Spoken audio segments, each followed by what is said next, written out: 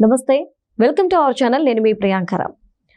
గతంలో ఆళ్ల రామకృష్ణారెడ్డి గారు చంద్రబాబు నాయుడు గారి మీద, నారాయణ గారి మీద, మంత్రి నారాయణ గారి మీద కేసు పెట్టారు. ఏంటంటే జీవో 41ని వీళ్ళు ఉల్లంఘించారు అని. ఏవైతే అసైన్డ్ భూముల కేసు ఉందో దీనివల్ల నష్టపోయారు ప్రజలు అని చెప్పేసి. అయితే ఈరోజు కోర్టు ఈ కేసును కొట్టేసి కేవలం రాజకీయ కక్షతోనే ఈ కేసు పెట్టారే తప్ప ఇంకా దీనివల్ల ఎలాంటి ఉపయోగము లేదు. అండ్ ఈ చట్టం వల్ల నష్టపోయాము అని చెప్పేసి ఒక్క గ్రామస్తుడు కూడా రాలేదు అని చెప్పేసి ఈరోజు కోర్టు చెప్పింది. కేసు కొట్టేయడం గురించి పక్కన పెడితే ఈ విధంగా కక్షపూరితంగా ఆయన మీద, చంద్రబాబు నాయుడు గారి మీద ఒక 3-4 కేసులు పెట్టి 53 రోజుల పాటు జైల్లో పెట్టిన సంగతి కూడా మనందరికీ తెలిసిందే. సో దీని మీద మనం డిస్కస్ చేద్దాం. మనతో పాటు ప్రముఖ పొలిటికల్ అనలిస్ట్ డివి శ్రీనివాస్ గారు ఉన్నారు. ఆయనతో మాట్లాడదాం. నమస్కారం సార్. నమస్తే సార్. అంటే ఏదైతే ఆళ్ల రామకృష్ణారెడ్డి కేసు పెట్టారో గతంలో, ఆ కేసుని ఈరోజు కోర్టు కొట్టేస్తూ ఒక మాట చెప్పింది. ఒక్క గ్రామస్తుడు కూడా మేము నష్టపోయాము అని చెప్పేసి ఇప్పటికొచ్చి కోర్టుకు రాలేదు అని చెప్పారు.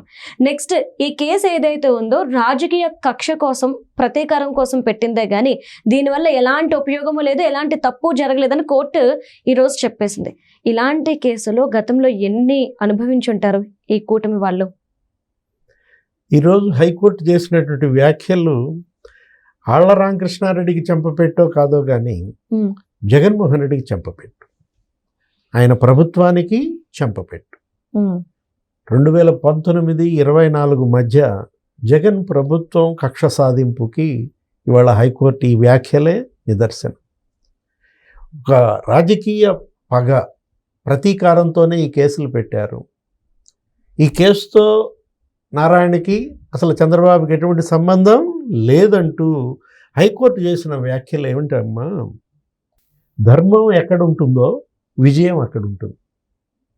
యతో ధర్మస్తతో జయ అని ఆ శ్లోకాలను కూడా ప్రస్తావించారు. హైకోర్టు జడ్జి ప్రస్తావిస్తూ ఏమన్నారు, తిరువళ్ళువర్ ఆ తమిళ కవి వ్యాఖ్యలను కూడా చెబుతూ రాజకీయ శాస్త్ర సారాంశం అందరినీ రక్షించడమే,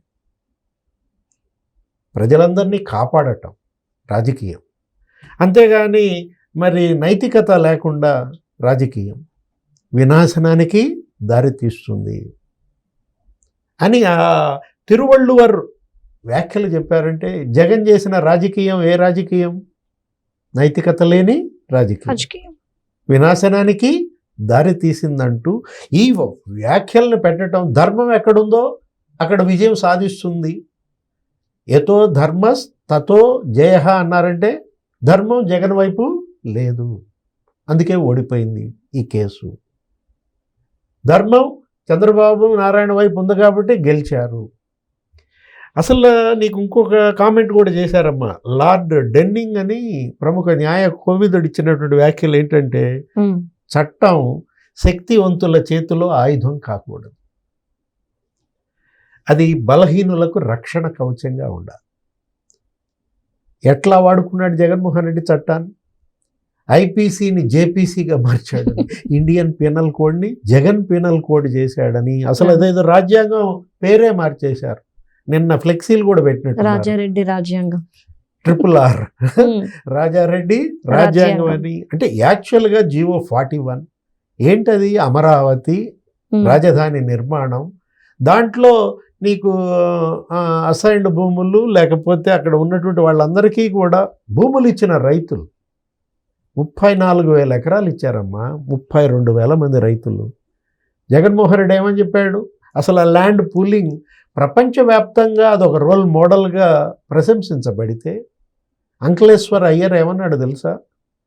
అసలు వెస్ట్ బెంగాల్లో నానో కార్ల తయారీ కర్మాగారం పెడదాం అనుకుంటే జేఆర్డి టాటా వీళ్ళందరూ అప్పట్లో టాటా ఏమైంది, అక్కడ ఉన్నటువంటి ప్రభుత్వం బలవంతంగా భూసేకరణ చేసిందని కాల్పులు. ప్రభుత్వం మారిపోయింది. డార్జిలింగ్లో జరిగినటువంటి కాల్పులు, నందిగ్రామ్ ఒక ప్రభుత్వాన్నే మార్చేసింది. అంటే భూమి ఏ విధంగా, ఏది ప్రజలు ఎంత దాని పట్ల ఒక ప్రేమ పెంచుకుంటారు.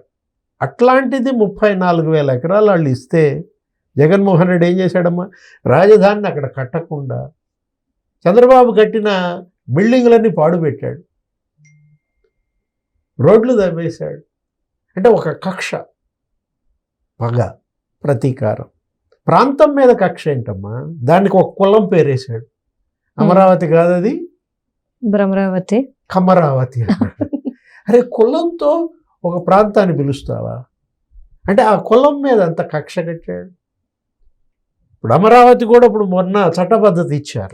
కేంద్రం చట్టబద్ధత ఇస్తే ఇతను ప్రెస్ మీట్ పెట్టి ఏమన్నాడు? మావి గారిని అన్నాడు. ప్లాన్ బి అన్నాడు. ఇప్పుడు ప్లాన్ ఏ మీకు నచ్చలేదు, 3 క్యాపిటల్స్, ప్లాన్ బి తెస్తున్నా అంటే ఇప్పటికీ కూడా జగన్ యొక్క విధ్వంసకర మనస్తత్వం. ఇప్పుడు ఈ ప్రభుత్వం వచ్చింది, 2 ఏళ్ళు అవుతుంది అమరావతిలో. ఈ 2 ఏళ్లలో 15,000 కోట్లు ఖర్చు పెట్టారు. మొత్తం బిల్డింగ్లన్నీ సర్వేగంగా కంప్లీట్ అవుతున్నాయి. ఆ సెక్రటేరియట్ 5 టవర్ల నిర్మాణం అసలు ఆల్రెడీ ఒక 5-6 అంతస్తులు అయిపోయింది. అంటే ఒక్కొక్క టవర్ 50 అంతస్తులు కట్టాలి.